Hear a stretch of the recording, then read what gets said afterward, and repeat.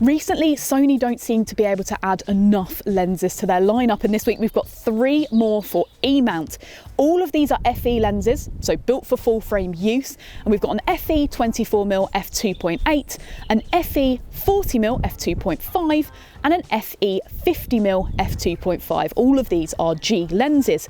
Now they look basically the same. They're nice and small, really lightweight and compact. They all weigh around about 170 grams, give or take a few grams here or there. So they're a really nice little compact set of lenses, especially if you're using it with something like the Sony a7C, which is incidentally what I was using them with.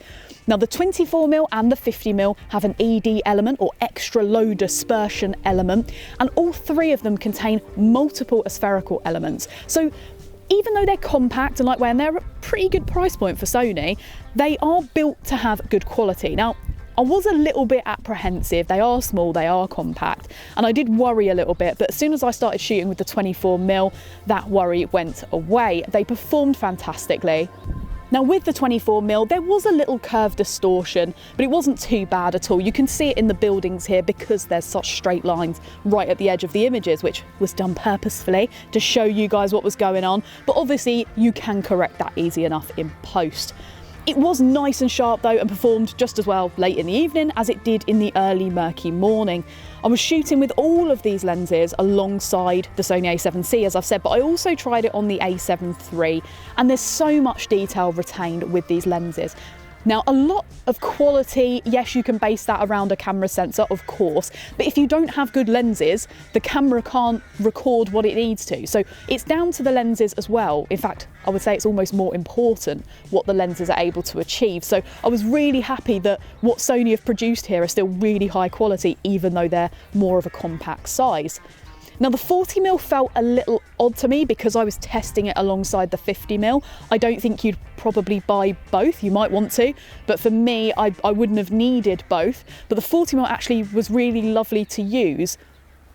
I'm used to shooting with 50mm, and it was quite nice to have that little bit of versatility in terms of the width. You could still get a really nice depth of field with it. So this little dog here, after chasing me because he thought I was a threat, he decided he liked me and he posed for me really nicely. And as you can see, we've just got that little bit of width that allows us to get that background in, but also that nice depth of field to separate the subject. And even with this horse here, you know, we've got the wider thing where you can see those cows are out of focus in the background. And then when we bring it into him and we zoom in a little bit, you can see his nose is just really nice and sharp, and there's loads of detail in the hair on his nose there. So 40mm was really nice as well.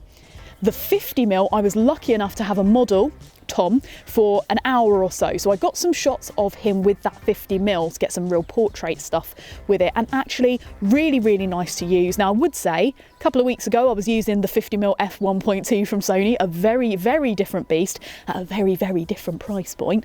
And yes, that had beautiful out of focus areas, and it was incredibly soft and luxurious, but this is a very different type of lens, and I sort of had that in the back of my mind when I was using this 50mm, and I was really pleasantly surprised. The backgrounds are still lovely and smooth, obviously not as much, but there are no, I call them cottony bits. So sometimes in the background, if the aperture's not right or there's something up with the lens, you can get this kind of fibrousness to the out of focus areas, and there was none of that. It was lovely and smooth, even against these leaves, which are obviously, there's so many edges and bits of contrast, and even then it created a nice smooth layer. And I think this 50mm would be perfect for someone who's traveling a lot but loves getting portrait shots. This will allow you to shoot quickly, shoot lightly, but also still retain that fantastic detail and those out of focus areas as well.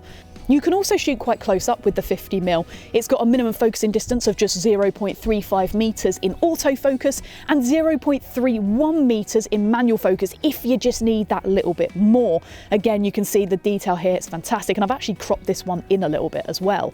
Now the lenses, all 3 of them are dust and moisture resistant, which is good news, so you can stick them on the front of a camera and go out in pretty dodgy weather. You don't have to worry too much. As I've already said, they all weigh pretty much the same, they look pretty much the same, so in terms of fitting them into a compact travel bag, they're going to be really, really easy to pair alongside something like the a7C or the a7 III. All 3 lenses have double linear motors for autofocus, which makes it nice and quick, nice and easy, accurate, exactly what you'd expect from a Sony system. I was really happy with it. The eye autofocus worked great. So really good in my eyes, the autofocus, no problems there. If you want to find out more about these lenses, or of course the A7C or the A7 III, the rest of the Sony range, you can of course pop onto our website. We've got lots of information there. I'm going to put links to all 3 of the lenses in the description of this video so you can check them out specifically. And also, if you fancy one of them, maybe you want the whole set, you can place a pre-order on our website too. If you'd like to get in touch with us, you can of course give us a call, send us an email, or put a comment right here and we'll try our best to get back to you with all the information you could possibly need or that we actually have.